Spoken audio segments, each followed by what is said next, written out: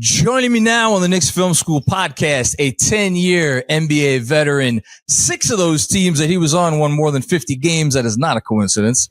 2016 NBA champion with Cleveland Cavaliers. Of course, once a Knick, always a Knick. And most importantly, today, debuting his new product, TSA Approved, a premium flower on the market, Iman Shumpert. How you doing, my friend? I'm good. Just got in. Had to drop my kids off at school this morning and then fly in, but it's a good time. You got to take care of the kids. I got 2 of my own. I hear you. So you were drafted in 2011. It's been 15 years. Did you think back then that you would be at a place in your career where you'd be embarking on an endeavor like this, your own product that is intimate to your journey personally, and going from here now? Probably not. Especially with this product, all the new barriers being broken down and, the legalities finally coming into, a positive notion because it's been frowned upon before. So I think that it's cool to be in the space, and I think I'm more excited about the other products that will be launching as well, not just the flower, but the lotions and the creams that I use for pain relief. All those things is what I'm more excited about. What about that excites you? Because I think it's, as you said, it's an emerging space. We see a lot of NBA players getting into the space. What is it about, especially being an ex-athlete, that this speaks to you and has spoken to you? Just because for so long we've been pushed away from it and placed on more of a painkiller opioid type of thing for recovery. I'm one of those guys that had to deal with injuries a lot. I had to deal with the knee injuries, shoulders, fingers popping in and out. And a lot of times you're put on painkillers really quick.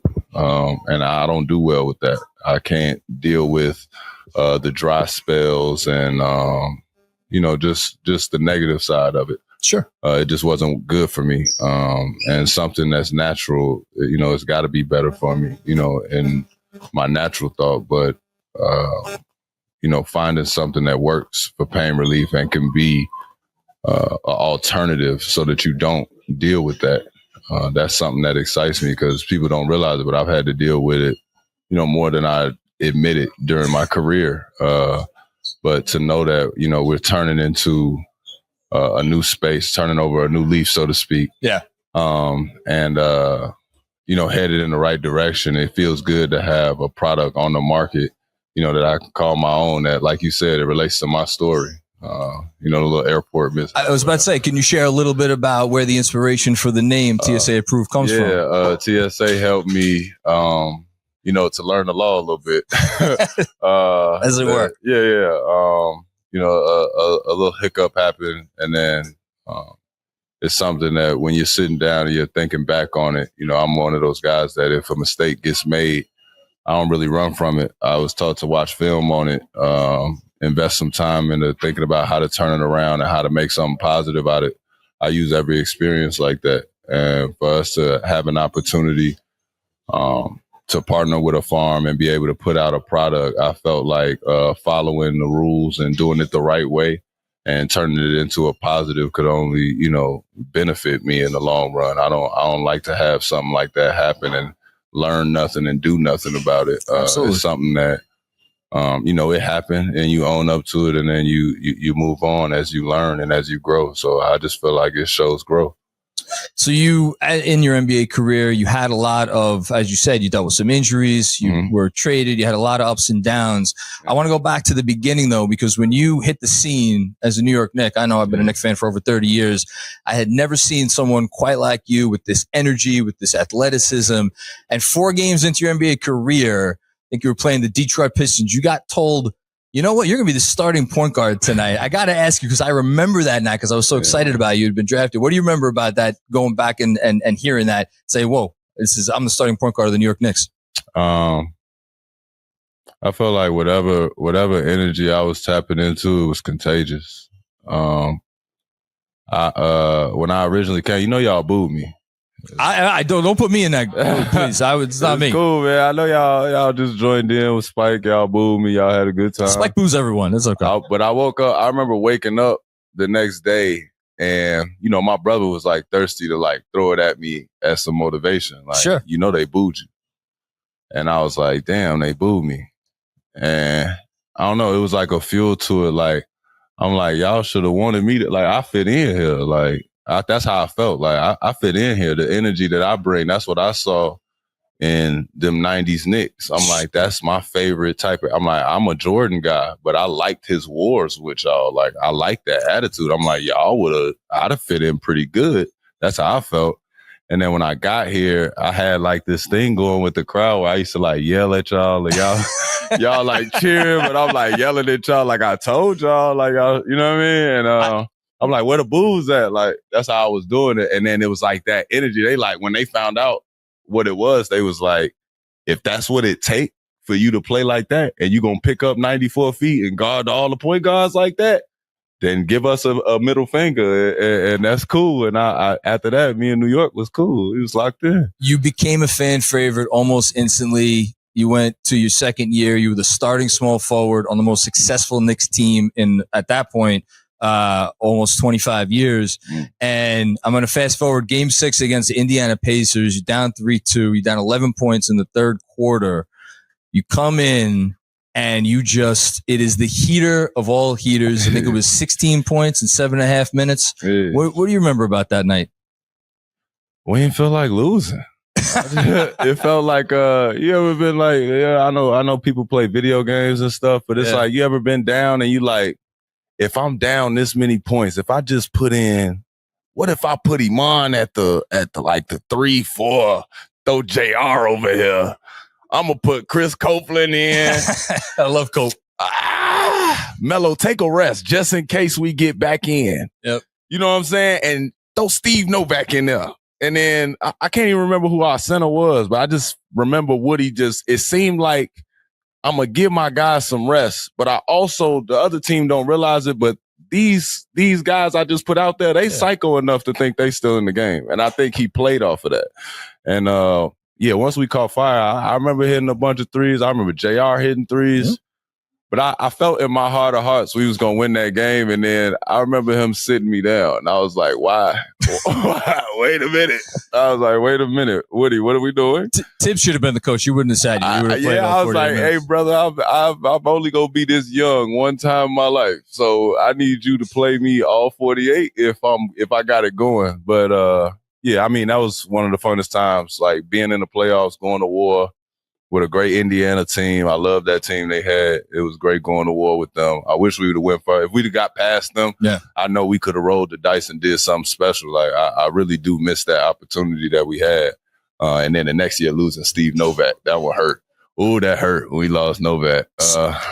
But yeah, that was one of the funnest times of my career, though. So I want to ask about that because the transition from the 2013 to 2014, I was thinking about that a lot this season with watching these Knicks, and they had such a specific personality last year, a certain toughness. And this season, obviously 50 wins are a good team. Like, I know you still watch the game and pay attention. When you have a team that has a distinct style and then you maybe lose a key player or a couple of key players and something is different in the locker room, how do you adjust with that? What happens when that happens? I don't know. That's hard. There's certain guys on the team that like just act as a glue. Okay. You know what I mean? There's certain energies there's certain guys that can be, I hate to say it like that, but there's certain guys that could be traded. Like, we all know that heartbeat on a team. Like, it's like certain people, you can't touch the little heartbeat. You can't touch the specialist guy that keeps the pick and roll wide open. Like, Steve Novak is just one of those guys. It's like, we coming off a ball screen. Y'all got to make a decision. And if y'all choose to do the tag thing, we're going to throw it to Steve Novak and it costs you 3. It might cost you a timeout. Depending on how crazy the crowd go when he put the belt on. You know what I mean? When you have guys like that, because Steve Novak hitting the 3 and putting the belt on could lead to 10 points. That could also lead to it could lead to a steal and a dunk. You know what I mean? Everybody's going crazy. And that contagious mindset, like when that can take over an arena, like, that's special. Those are the guys you don't want to lose. But I've been on a lot of teams with a lot of guys like that, where it's like, I know they might not seem like it in the stat line at the end every game, but it's like, without that guy, this train won't really go. I mean, I hope you don't mind me saying, so you were that guy for the Cleveland Cavaliers. Obviously that team went to 4 straight NBA finals. You won 1, you played in 3 of them. You mentioned the toll that playing took on your body. I was thinking before, I don't think most fans realize to go through that gauntlet and play until June, year after year after year. How did you handle that back then? I mean, it was fun the first year. I think when we first got there, I was coming off the shoulder injury. Like, I was still fresh though. And when we played into the summer, and then I realized how short my break was. Because I just came from the Knicks. We had missed it that last year. I had a long summer. Yeah. And I was like, man, this is the shortest. Like, I didn't even get to hang out I hung out for like a week maybe. That's it. Yeah. And then it was like, because I had recovery stuff for little nagging injuries and stuff. So you got to like get pretty serious with your diet, everything. So it was like I was going right back into the next season. And I remember thinking, man, I was like, damn, Bron, y'all play USA? Like, I'm like scratching my head like, damn, bro, you've been doing this many years. Like, you ain't never got a good summer in? Like, that's what Is he still playing or did he retire? I think he's still playing. No, sorry. Another Team USA guy you play with, very well, Carmelo Anthony, obviously just inducted to the Hall of Fame. Yes, give me your favorite Melo story. Oh, the halftime story. We going into halftime. And I'm wide open. Though. Like, and Melo going to y'all know what he do. Melo going to the surgery. He performing surgery. He shot faking. Now he got a live dribble. Yeah. Now he playing and shit. I'm Melo. Listen. I'm right here? Yeah, it's a double team now. What are you doing? Like, they rotating. Like, I just need the ball at this point, but I'm pissed. I'm like pissed. Everybody just sort of acting regular about it though. Melo shot the shot and he missed it. Okay. Now I'm pissed. But this is rookie Iman, don't know nothing. So you can't let him know it? Oh, I'm not supposed to let him know it. Oh, okay. You see what I'm saying? All right, we walking back to the locker room and I'm screaming, I'm kicking. But quietly, right? Nah, I'm blue. Melo last though. Melo not hearing none of this. Okay. I'm really trying to let it go before I get there. Gotcha. You see what I'm saying? But I'm blue. And Stat say, Shump, what the hell wrong with you? Amari, for anybody don't know who Stat is. Amari like, Shump, what the hell wrong with you? I say, man, he see me open, man. What he doing? I'm going off. I can't hold it in no more. Everybody start coming in and now the coach is looking like, what's wrong with this young man? Like, what's up with dude? And Melo like, Shump, what's up? I say, man, I'm wide open. You ain't throw me. They scared of you. I ain't scared of shit, man. Give me the ball when I'm wide open, fam.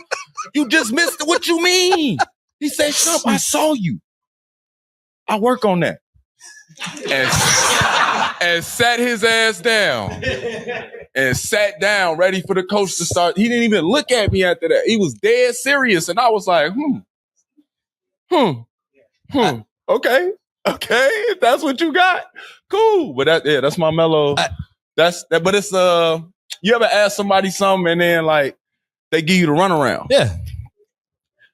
He like silenced my runaround with, I saw you. I know you were open, but I'm working. I know it was a double team. I literally work on that because I'll be more mad if I throw you the ball with a ticking time bomb. You hate when somebody throw you that, then you got to hurry up and shoot it because you wasn't ready. And I'm like, no, I was ready, but I get what you're saying. Like, so I left it alone. Melo, you got that. You know what I'm saying? It's only one headband in the city. We got it. I think when he gets inducted to the Hall of Fame, you should introduce him and tell that story, actually. I think that would be good. The Melo story? Hey, man, listen, I would love to. That man told me he worked on that. I had to shut my little ass up. I got like, you right. I'm 21. Ain't got another contract yet. You feel me? Let me just stay in my lane, brother, because you said that with conviction. That was perfect. So you play with a lot of great players, Melo, LeBron, James Harden. I got to ask you one more basketball question about a gentleman you did play with by the name of J.R. Smith. Yes, sir. Can you give me your funniest J.R. Smith story, and does it involve soup? Does it involve soup? Nah, actually, what's wild is I'm a part of a lot of NBA history, low key, right? I know it. Like, I know a lot of stories that you know what I mean? I wasn't there for that. I'm pissed. You missed it? Where were you? I don't know what I was doing. I'm pissed though. I can't remember what I was doing. I was in the wrong place though. I tell you or that. maybe you were in the right place actually. No, I was in the wrong place. I would have loved to give y'all the truth about that shit. I'd have gave y'all the truth. But let me think. Best JR story. Because I feel like he must have some good ones. It doesn't have to be on the court, by the way. Although I don't know, he might want you to betray confidences. No, I got him. He good. He always good. You know what's wild? What? As wild as people think of a JR story, you're not gonna like.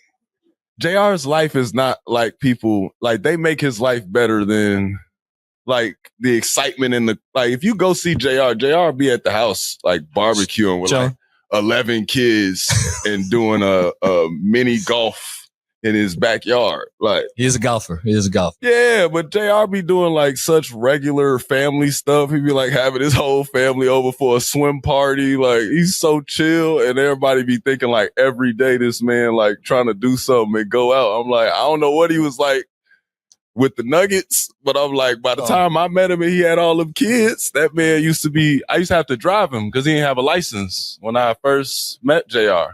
So like a carpool situation? No, not a carpool. Like I drove him. I was the driver. That's funny as hell to y'all. That's crazy. But it's not funny to you? That's the funniest thing they heard all day. I don't know what that's like driving somebody all the way to New Jersey after practice. Like, we practice in White Plains. Why you want to go to Jersey? I got to see my mom. Whoa. Oh, man. Uber.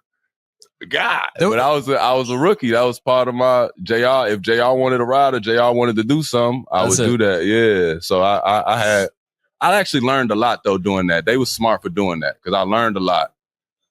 Because it's just perception. Sure. You know what I mean? Like, I got to see JR's routine. I got to see when he go into a nighttime, get his shots up. You know what I'm saying? I had to. So he put in the work. That's what people didn't see. Well, what?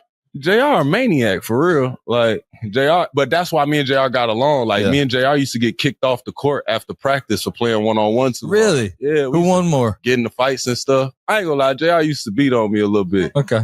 Y'all, all right, chill out. Y'all, a lot of laughing. Oh, a lot of laughing. We probably with anybody I played with JR and Chris Copeland the most, but those were guys that we played so much. It's like any given time, anybody could win. You know what I'm saying? Yeah, I love it. The problem was with JR a lot of times when we played, because me and JR playing was contagious, we would have a third or fourth man come in.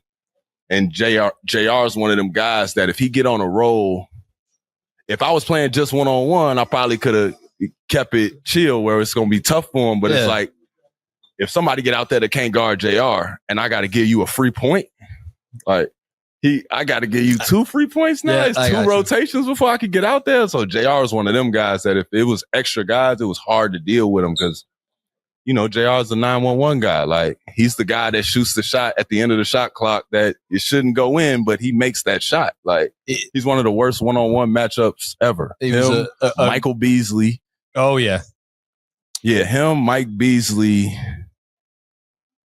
Jay Crawford was a little bit before, but he was still kicking around when you were there. Yeah, but I ain't never gotten a one-on-one series with him. But Beasley's a good one. JR, Beasley, and Kyrie Irving are some of the work. Melo just a heavy. You just a heavy person. You know what I'm saying? Melo he will just make it to where you can't jump at all. Like he one of them type guys and want to jump into you with his elbows on every layup. Like, yeah. So, but I got to put Melo in there too. But I love it. Listen, man, Kyrie's an issue though. He still is. He's a handful. I can sit here and talk hoops with you all day, but I want to respect your time and I want to make sure we get another couple of things with TSA Approved. TSA, it's right here, man. Sure. So we got a brown label and we got a blue label. So we got the. Why don't you tell people what's the difference? What do you like about each of them? It's just 2 different strands. One is the frequent flyer. Yep. And then the other strand is the jet lag. Okay. Of course, we stand on theme. I love it. One's a hybrid and one's more indica. We like to play on them. One's a relaxation. What do you like about each one? What's I'm an indica guy. I'm a at night and go to sleep. You need that rest. I need that nighttime rest. Go to sleep, wake up, feeling good, feeling clear. Had a good dream. That's what I need. So as people are hearing this and finding out about TSA Approved, we're here at Torches NYC on 42nd Street. Yeah. If they are interested in getting some of this, you're going to be, this is like the beginning of the rollout, right? Yeah, this is just the beginning. We were able to collab with Torches and doing a activation. Shout out to Torches, all my Torches guys already. But we were able to do this collab and do the launch here, play some music, hang out, do this podcast. Love it. But it's just to sort of, bring an awareness to the brand. We're just trying to build out and, try and get people to come along and do more collabs, as well as just getting the product around the city. Like, it feels good to be able to, move a product around the city, not having to worry about the sweat that come with it. Like you said, back when you were maybe drafted, whatever stigma may have existed around things like this, I love the fact that you are now going to be at the forefront of trying to eliminate that and making sure everybody can get access to things that could make a big difference in their lives. Yeah, I feel like that's been something that I've been able to do. I kind of, out of everybody, I feel like I'm always on teams and people be like, man, why don't let Iman go talk to him? You know what I'm saying? Like, let him try and smooth this out. And no matter what age group, I feel like I'm able to communicate that. I think that's the cool thing about this venture. I wish I was lying to y'all, but it's like I seriously had to go to an alternative because the opioid stuff is serious. Sounds like it messes you up. Yeah, everybody's different. Some people can do well on it, but I'm like, I personally don't do well with it. So I had to turn to something. Like, I couldn't believe it when they was telling me about the little creams and the little minty creams and all that for muscle aches and stuff. But I used it for a while, you know what I'm saying? And now I want to do my own stuff and have my own product. We're just starting at the flower. Well, I was about to say, we talk about your rookie year. It sounds like you're almost at your rookie year with this. Feel me? I'm just a rookie, man. I'm just trying to make the all-rookie team with my flower. You see what I'm saying? I want to wear my jersey in the All-Star game, though. You feel me? I messed up. We're going to end with this. I meant to say in the intro, 5th place in Rookie of the Year voting. Yeah. Do you remember the 4 players who got more votes than you for Rookie of the Year? We're going to end with a quiz. Do you remember even one? No. You mentioned one of them already. You play with him. He was your teammate. Kai. Another one's still kicking around. I can't even remember my job. I feel old.